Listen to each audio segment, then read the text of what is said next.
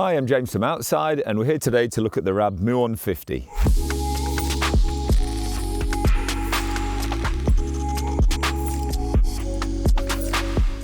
So I think this is pretty exciting for RAB. This is their first venture into sort of really light multi-day rucksacks. This is for backpacking, but you can see that they've taken some of their brilliant things from their climbing bags and their running packs they've got to build this lightweight beauty.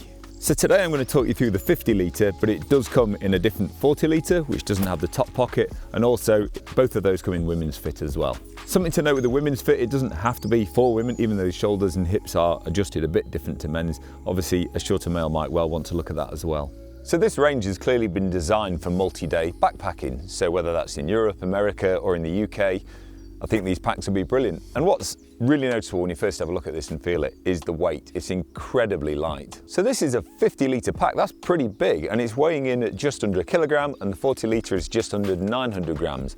But also nothing's been compromised. It's really lovely carry to it, but it does feel like you're meant to go fast and light. I mean, don't get me wrong, I'm not going to go particularly fast or particularly light, but if I wanted to, I think I probably could in this. So like I've already mentioned, they've taken what they know from their climbing packs with the massive durability and their new running range for their comfort and speed, and sort of combined the two. So this face fabric is 100 denier nylon with this Spectra ripstop in it. So that makes it incredibly light, but really, really tough.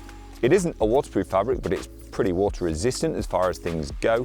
So I think this could take quite a lot of weather, and it won't soak up moisture either and get heavier. Something I thought was quite interesting is that it's designed like this so that it doesn't soak up too much sun and get sun damage. And maybe not a problem in the UK or the Peak District, but apparently people go walking in sunny climates, and sun damage can be a bit of a problem actually. I've seen some really worn packs, so it's probably quite a good feature for those long walks like the GR20 or something like that. So as you can see, really beautiful looking pack, and what's really cool is the amount of pockets and how easily accessible they are. So this huge big bungee front pocket here can get in from nearly any angle. I've already had like jackets, trousers, all in there at once. So if it is one of those days where it's raining on and off, easy to get in, easy to get out, and it can dry nicely with a bit of mesh in there, a bit more airflow than shoving it away inside. And if that big bungee pocket wasn't enough, you've also got two absolute monsters on the side. Now they're really easy to drop whatever you want, like nice outside Nalgene in there. Swallow it, no problem. Probably put something bigger, but also what's quite cool is you can reach them while you're wearing it as well. And then other cool things on the front, like external features, are this sort of strap at the bottom here. You can really extend that to, if you had no space left because you'd already filled the bag, then you could also put like your tent or your roll mat across the front here. You could also put your poles down the side if you need, even though I've got a cool feature on the front to show you in a sec. And also these compression straps are great, because I could imagine easily using this not totally full, walking in the Peak District, say, just for a day walk. I mean, why not? It's lighter than most of my 30 litre sacks, so might as well. But this strap on the side is great because you've got a nice thumb loop, you can pull it and it goes tight easily. But if you want to, you can actually do them individually. You see there's two separate strands there, so tighter here, looser there, holding something in place. Yeah, really good, well thought out. And then the lid is brilliant. This is a total swallower. In here it's already got my butties and sausage rolls and loads of other things, little survival bag. So that's quite a big, easy accessible pocket. But what I think I really like about that as well is the fact that if you want to, you can take it off. So you can extend it firstly, so if you had shoved it all the way up to the top, you could actually extend the lid and pack it really high. But also you can just take it off. And that means, like I say, if you are using it as a lighter, smaller bag and you don't need all that volume, you've still got this little thing shutting it over here so you won't get too much moisture getting in there if it is raining, and it feels like a lighter, more nimble pack. And I think something else that's pretty cool that RAB have really thought about is if you are taking the lid off, what do these do? They just sort of flap around and be annoying. So if you know you're going to take the lid off, why not take these off as well so they're not just flapping around and annoying you?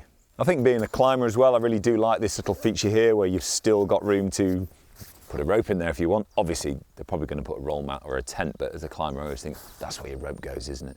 Also, inside this lid as well, there's another big zip pocket with the all-important key clip as well. And I quite like that. It's a see-through mesh. So, you know, if you put your stuff in there, you can see what you're trying to get. You're not just fumbling around. There's sort of a little bit of excess material here. As you can see, I've not really filled it. And that is great because if you are filling it up to the brim, you can then float that lid. And I mean, I don't know how they measure these things, but I reckon you can get more than 50 litres in there if you needed. And it's still incredibly light. The lid is dead easy to open with this little closure, and this material just feels awesome. It's so light, so strong, you can tell it's going to repel water well. perfect choice really. So I've got tons of gear in here already. I've got my tent, my sleeping bag, I've got my roll mat, I've got waterproofs, I've got a down jacket, and as you can see, I've still got absolutely loads of room to fit more in there as well. Right, let's spin this baby around and show you one of the coolest features, the back system. The first thing you'll notice with this back system is it hasn't got one of those sort of trampoline venting backs. Now I think that's quite a good thing for a rucksack like this. So it'll feel a little bit closer to your back, so if you are being fast, maybe even running or jogging in it, you do feel a bit more stable and a bit more secure. So the back system is called Triflex and it's incredibly comfortable. What I think is really cool is that they've taken these sort of shoulder straps that they use on their Vail running packs and put them on this rucksack, but obviously with a bit more padding because it's taking more weight. And I think the reason they've done that is anyone who's used a race pack, will realise it's really nice having all your stuff up front and really close and handy. So you can see I've got a soft bottle sticking out of there so I can drink on the go without having to stop. You don't even have to get it out. I like putting my phone in there, you might put a compass, snacks, things like that. So everything's pretty accessible, so you can just keep on going. Now, like I mentioned, there are two back lengths, i.e. the women's and the men's, but then they're not adjustable after that in sort of a frame style, but you can obviously adjust the tension straps here to give yourself a little bit more or a little bit less. So you'll notice with the hip belts, they haven't got those bungee side pockets on there that a lot of sacks have. I don't mind that because they're sometimes hard to fill because it curves around your hips. Also with these up front, they're probably not needed. It does mean you can get a really nice secure fit, so if you are moving fast, it just feels really, really secure and it's not going anywhere. Also impressive, you can see here that the rucksack's got a proper frame in it, so for something so light, that's great. That means you'll get quite a lot of weight onto your hips, and that's actually removable if you wanted to save some weight, but I'd recommend you leave it in because that does really help spread the load and get more off your shoulders and weight onto your hips. The back system's incredibly breathable. You can sort of see all this sort of mesh and venting on there, so in hot weather I think that'd be ideal. Another really cool feature that's been taken from the race packs is you've got these little bungees here and here on the side of your rucksack. That's great because it means you can put your walking poles away without having to take your rucksack off. So you're walking along, you don't want them anymore, you can fold them up and slot them down there. Now you can make them short and put them in, but actually you can leave it sort of long and it does sort of keep out of the way, and also you feel like a knight walking along with that thing sticking out the side. As expected, you can always put a bladder in the back as well if you're not happy with the bottle up there. Here's a little hole that will get the tube to come down and onto your shoulder straps. So sticking it on, it's sort of quite noticeable how comfy it is straight away. So usually when I'm fitting a rucksack, I like to do the hip belt up first so that you know it's sitting exactly where you like it. Now what's noticeable about the hip belt on this is this webbing here is attached all the way to the rucksack at the back, so you're not just tightening the hip belt, you're actually bringing the rucksack closer to you, and that's why it feels so secure. And when you pull them towards themselves, really nice and tight, it's not going anywhere. Again, I then adjust both the shoulder straps, and what's quite cool, instead of the normal sort of lumbar clip they have here, or chest strap, is they've again taken something from the race vest. So these little hooks just go across, you can put them sort of wherever you want, and they're all intertwined, so actually the adjustment's great and you can get it just right. And that again makes you feel really secure without sort of just a strap rubbing on you.